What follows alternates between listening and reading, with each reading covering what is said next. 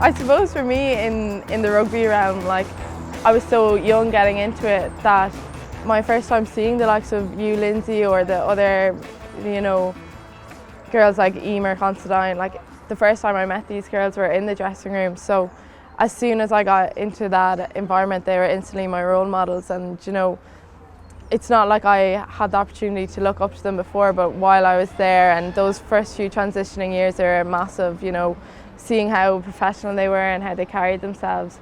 I found that really inspirational. So I took a lot of my inspiration from them. I suppose what's nice for me is, this is not in a condescending way, I've seen you both come in as the newbies, as the fresh athletes with such raw potential, and to see us over the last even couple of months step up into leadership roles and take responsibility and evolve even in that short time that we've been together is inspirational in itself, because when it's my time to walk away and I'll be looking back and I'll say, Lindsay, no. But you know what I mean? It's nice to see that the game will elevate, that yous have come in and swept and pushed those standards and boundaries, and you are the role models now, but you will be for the next generation, and continue and take people under your wing when they come in, both in provincially and internationally, and I hope you're excited for that, because that huge potential still has to be unlocked as you continue on your journey. So thanks, no pressure. You're never the complete athlete, you're never the complete person, as we sit here, and we could sit here in 2 weeks and we've evolved in some respects, and we'll review and we'll try and better ourselves. And so yes, I have an extensive career with lots of experience, but I'm still the ever learning athlete and person that I sit before you as having a coffee today. I'm not infallible, I'm not invincible, and I'm certainly not the picture of perfection. So you want to be a beat ahead, but to be a beat ahead, to always learn and review and move on and better yourself, and that's where you have to stay a step ahead if you want to perform in elite sport and be an international or a top performing provincial player.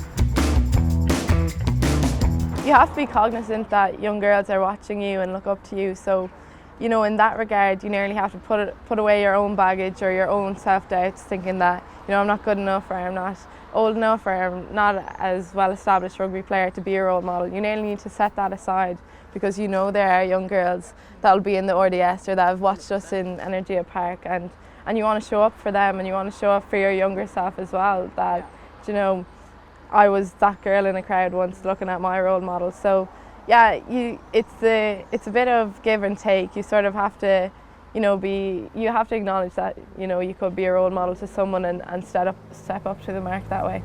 And it's easy kind of to forget when you're in your kind of your life kind of routine of you train and you work and you do this and you try and fit in your family and friends, and you kind of forget that there's, not that you forget, but there's more to it than just your own personal sporting achievements. There is those little girls, and I don't know, at 21 that's hard to remember sometimes, that it's not just us, it's there's more outside of our bubble. And I think having crowds at the RDS and actually seeing these fans again will be fantastic for everyone, and to kind of remember why.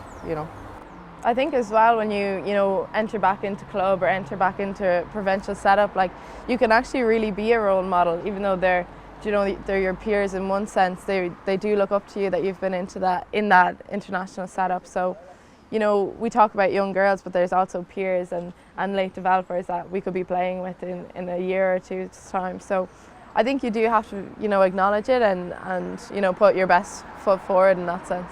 And I forget that some of my role models start with my son at home, my wife, but also my peers in the pitch. And I remember a coach saying to me, basketball season used to be big in January, and the paper wanted an interview, and I was like, Jesus, Mark, I can't do that, who am I? And he was like, you're getting one opportunity to not only represent yourself but your club and women's basketball in a small window that you actually get to actually elevate the sport. And I was like, okay.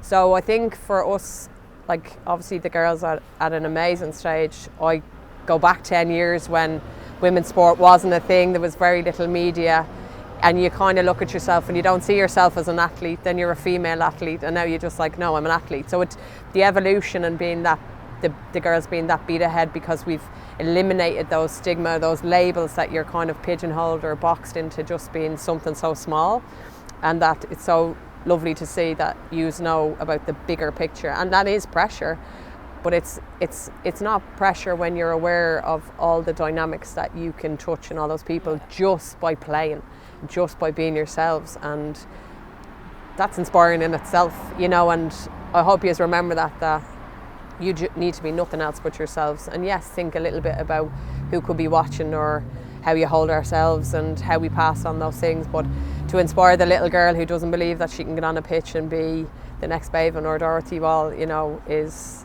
huge. And you will do that by just playing and seeing your enthusiasm and your drive and getting back on the horse after the upset and disappointment of Italy. But you've such a career ahead to do all that, and as I said, it's exciting.